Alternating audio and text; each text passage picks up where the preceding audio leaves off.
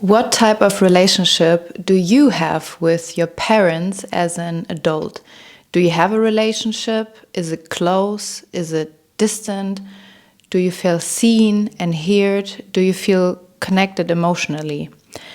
These are all the questions we are going to answer today, and furthermore, how do you connect to emotionally immature parents? And if so, how do you move on? How do you forgive and come back to your peace with your parents or without? So the topic of today and from this awakening series, if you haven't seen the previous videos, check them out. Today is the focus away from the inner child, and we're going to the adult version of us, because that is the energy that is so interesting.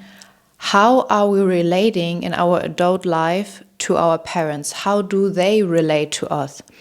Because now we are in a position of awareness, of choosing, of taking action. And from my awakening, and awakening also means to me to become an adult, to awaken to yourself, to the responsibility you have with your choices and also the relationships. So 2020 I started a therapy because I was realizing I would have the same experience with men, even friendships or partner, over and over again. And I could feel that this was something related to the relationship of my father. And so I went into therapy, which was amazing, and it helped me so much because I was feeling that I could not express myself freely in the way I wanted to in relation to my parents. And I asked myself, why is that? I really want to understand. I really want to understand, why do I feel wrong, or why do I feel unworthy? Why is it that I get so frustrated, and why do I feel this way? And I really wanted to understand, and I really wanted to take away the focus from my parents to myself. And so what happened with therapy, it helped me to reveal a lot of things and interconnectedness, what I was not aware of. And of course, the goal of therapy is to become more connected to yourself, to become more whole, to heal. And for me, it looked like that the therapy, he made suggestions what I could do, but I don't have to do it, right? And there was one exercise where my therapist said, so now you are going to write a letter to your father, and you don't have to send it. You don't have to send it, but it's very important that you get out the words, you speak freely without blaming. We're not like blaming or saying this happened. We just want to acknowledge, and we want to ask for their point of view, because it might be that in their consciousness and their remembering, something totally different happened. And it is not about accusing or shaming, but really acknowledging and speaking from heart. And I did this, and I really used this type of framing. I explained the situation. I said how it was making me feel. And then I asked, how did you perceive the situation? And I remember it was for me so challenging to do that. And I know for myself personally, if I really, really wanted to heal and to love me, I would have to send that letter. And it didn't matter what type of reaction I would get, I needed to do that for myself. And that was my decision. I needed to do that because I wanted to put my healing first. I wanted to put my emotional and mental health first. So I was sending the letter, and a month later, my father replied me via email. So I think I don't have to say more. The core message was accusing, shaming, and blaming. And it was crushing, of course, for me, because it took a lot of courage. Like, it took a lot of courage and things to do that, to be so vulnerable. But I was so grateful afterwards, now looking back, because I could see in that moment the emotional, immature behavior of my father.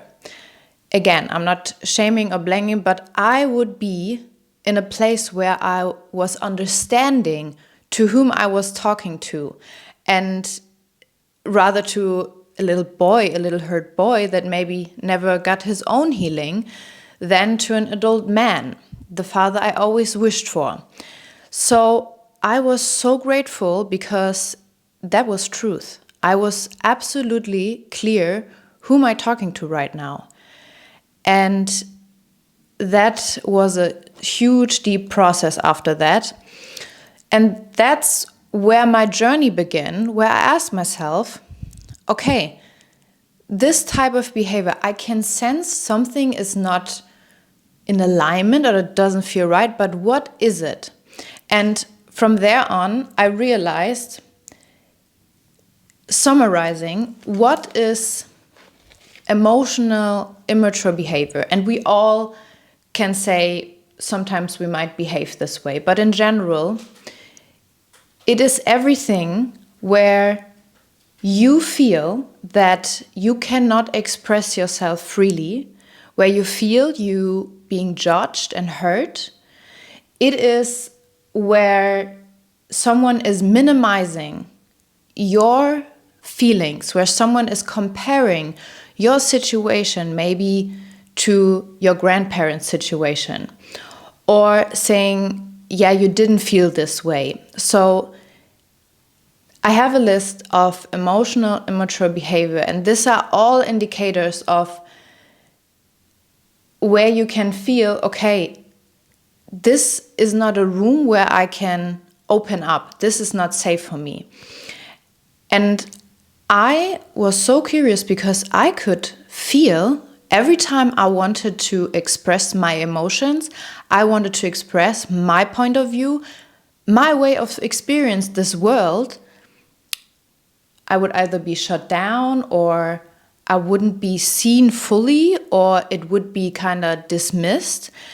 And I was feeling not safe emotionally. And I was so curious. I was like, this cannot be. I should be free when I'm talking. I should feel comfortable. I should feel that it is okay to experience these things, to be heard. And that was the beginning where I became the one, and I was allowing it for myself. That was the moment where I emotionally matured, where I learned to hold the space for myself. That was the moment where I realized the first person that has to be mature with my own emotions is myself.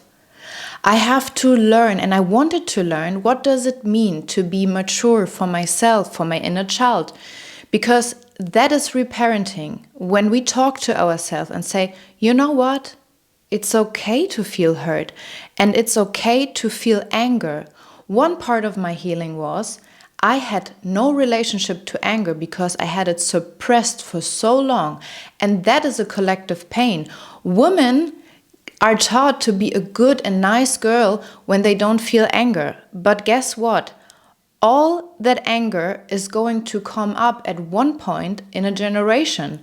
And I was the one releasing it. And it took me several plant medicine ceremonies. It took me many nights with Albert together, where I was crying and I was releasing all of that pressure and shame and guilt that was not only from my parents' environment, that came from many generations.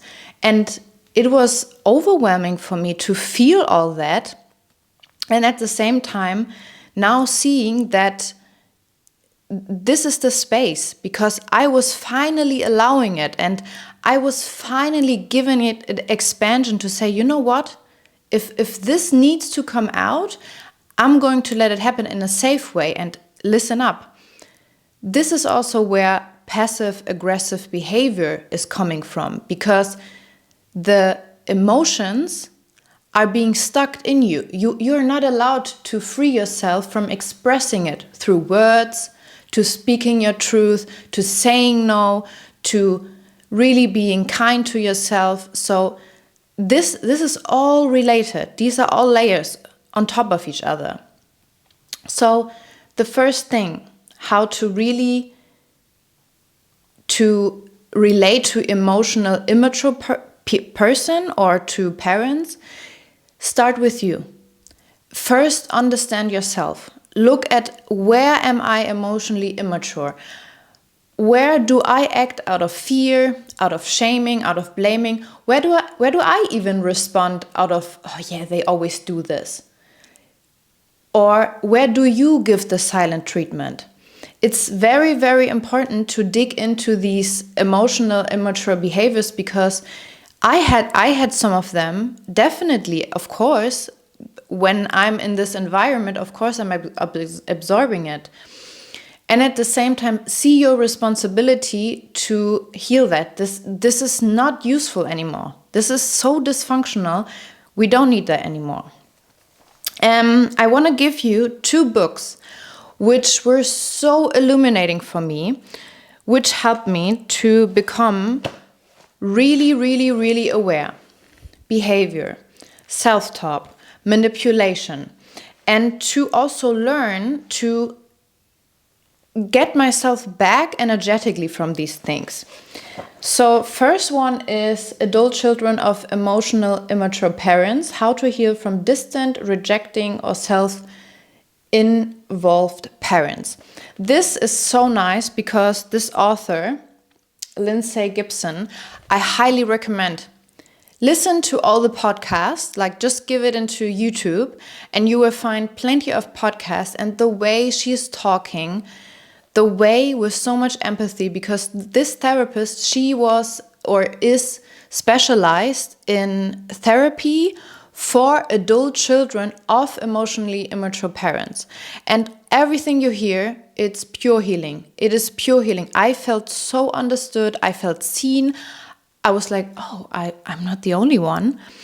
And then the second book, it's also from her. Also very nice exercise, and that is Recovering from Emotionally Immature Parents. I put the books in the description. Mind-blowing. Every time I was reading a page, my mind was like, yeah, it makes so much sense. That's exactly what I'm feeling. And you know, I always say the soul feels everything. The soul is so sensitive and it feels all these micro habits and energies. And with the healing, I was finally able to give words to what I've always been feeling. Yes, okay, let's dig a little bit further, because when you indicate, you can heal. When you understand, you can also feel more.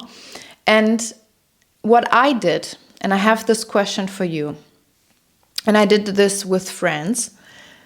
When I was reading this book, 2 questions came to my mind. The first question is, did your parents meet your emotional needs?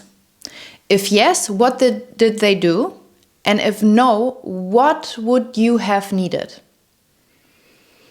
Answer that question for yourself, because in your answer, you will indicate emotional mature behavior or immature behavior. That is the healing, and that is really also the freeing. For me, it looked like, I said, it looked like suppressed anger. I couldn't express what I was going through. I would be shut down and I had to release it. And it doesn't mean you have to go into a conversation with your parents. It can look like this. Most of the work, this is how it was for me. It was with myself, with my inner child. It was in a safe space with Albert. A lot of healing also came because with my partner, with my man, I have an energy field. I have a room where I'm safe. When I'm expressing my emotions, when I'm sad, when I'm angry, he is just there. He is present with me. He's not doing anything. He doesn't have to coach me or do anything particular, but he's present. And he gives me that room because those are my experiences, right? Those are my feelings. I am working through it. I have to be honest and open and vulnerable because that is the healing. And we are creating that space together for each other because that is the new way. And I personally, I didn't have a family where that was common. In some moments, yes, but not in this way that it is every day, every moment. And that is true connection. That is maturity. To express yourself when you're vulnerable, when you're sad, when you're angry, when you're annoyed. That is authentic. You're not hurting anyone. You can do it in an authentic way and you don't have to hurt someone. But emotions have to get out of the body because that's when we are free. That's when we expand again, when we stay in our groundedness and our connection. And you can stay connected with someone and still have a different experience. We don't have to abandon ourselves to adjust to someone to get love or validation. I learned that the hard way, and I learned that also through my parents, that connection doesn't mean I have to agree on everything. Connection doesn't mean I have to minimize myself or think that I'm too much. I'm not taking anything away when I'm myself. I'm not doing anything wrong or harm to the other person when I'm being authentic and I say no. That is just love for myself. And when I love myself, I can love you better because I'm just staying with me and I allow you to stay with your experience. So, how do we forgive? How do we let go? How do we find peace? I already said for me it looked like with really releasing. I am journaling. I'm still journaling every day. And I'm really also in speaking outwards. That is my way. What I did, and it helped me a lot, I was looking for conversations. I had conversations, even though it did not went the way I wanted to. It went exactly the way I needed it to go. Because at the end of the day, the ultimate healing is when you feel you are whole and you are worthy, either way, with your parents or without them, emotionally connected or not connected. There's absolutely no attachment because I know it is a free choice. And if both parties, if you as an adult child and if your parent as an adult person as well, are so conscious about each other and really wanting to have a connection, that is real love. Because now there is no attachment. You're not the child anymore. You're not in a position where you need them to survive. Now it is made out of freedom. So remember, when you are an adult child, the choice to be in contact with your parents both ways, it's a gift. It's free. There's no attachment. There's no book. There's no rule. This is a gift. If you're an adult child and your parent still seeks love and just connection, that's it. No parenting advice, just being a part of your life. That is bliss. There you have a parent with respect, with dignity. And that is a gift. That is beautiful. And that's what I'm aiming for. I am not here to rehearse old structures. I'm here to live up to that new paradigm where mutual respect is obligated and where the present does not recuperate by the past. So whatever your parent did in the past for you, it's not an excuse for the present moment. Remember that. Whatever your parents did in the past, it's not an excuse for the current relationship. And that's where I am sticking to. I am really holding that frame that I want to have a relationship on respect, on eye level, and with no strings attached, with gratitude. And that's where I'm working for. And it's a work in progress, I'm telling you. I'm not done with it, but these were the steps I did. So remember that and take day by day. Be nice to yourself, please. And be very, very raw. I'm so curious how your journey is going. Where are you going with your parents? What is like the thing you might still holding on, and what are you letting go of right now? I love to exchange everything here, and I wish you a beautiful day, and I see you soon.